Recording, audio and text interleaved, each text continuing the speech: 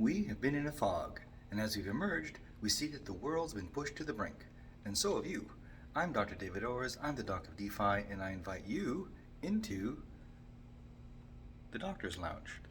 Okay, let's get in. So I am here alone this time of the day, so we won't be interrupted. But I wanted to talk about choices. So there is a fund here that the doctors use to supply the fridge and supply the pantry, so that people who are working late or who can't get away or are doing an extra long shift can have something to give them sustenance in case they're not able to bring it from home. And these things that we have here are all decided by the doctors themselves. So they're the ones that put the list in, and it's all their choices. So I was shocked when this started happening to see what choices they actually had. So I'm just going to give you a small little tour of the pantry and the fridge, and just show you this. And wait till you see what's here. So first of all, we have an assortment of all kinds of granola bars, and some of them with the non-GMO, nut-free packaging. Then we have alternatives to nuts and wheat. We have sort of a chickpea type of thing, and with all of its labels of gluten-free and whatnot, non-GMO. We have some saltines down here. We have some mass-made chocolate croissants, I think that is. Yep, that's what they are. And then we have some psychedelic donuts. Here we go. Looking pretty stale. And in the freezer, we've got some individual pizzas. Probably has a really long ingredient label, and we all know what that means. We've got the gluten-free box up here with rice cakes. And in the fridge, we see some hummus. Oh, that's pretty good. We see some more mass-made prepared foods. We have an assortment of cheeses, some dairy that is supposed to be, quotes, probiotic, but of course it's, or even lactose free, but of course it's not organic. We have any number of very sweet juices, even though they're organic. They're very sweet.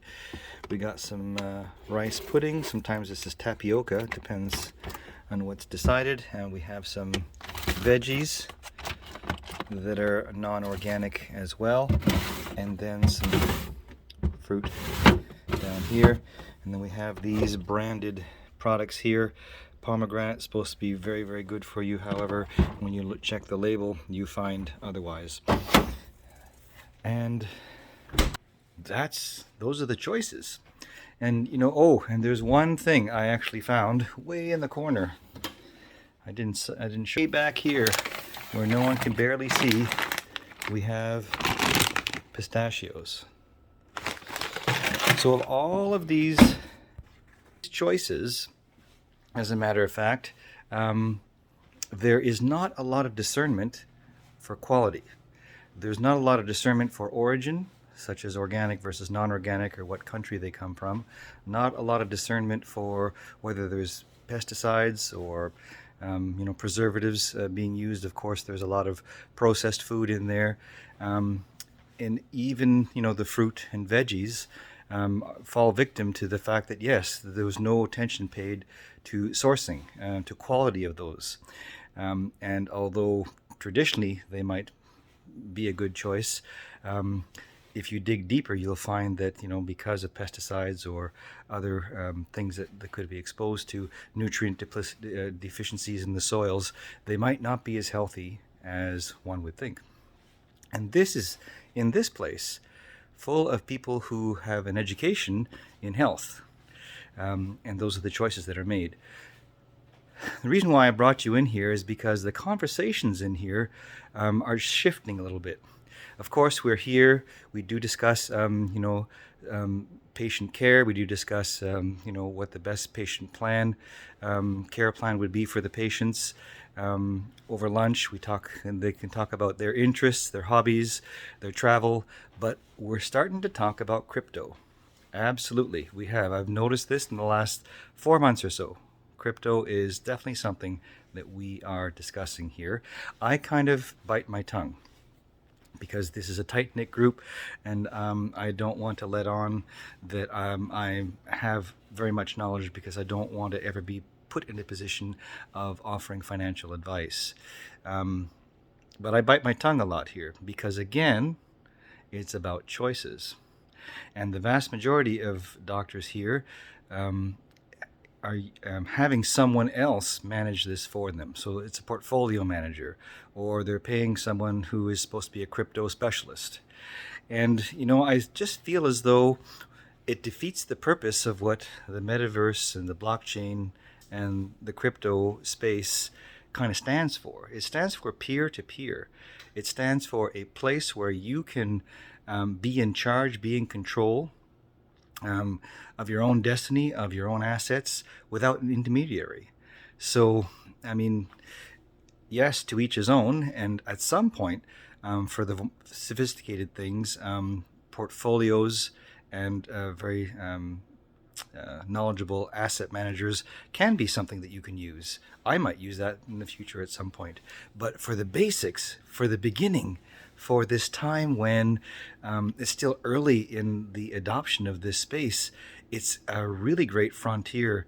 It's almost like the Wild West, but it's getting a lot better, a lot more understood, and a lot more stable. Not to say that it's a place without risk. That's actually, there's risk in everything.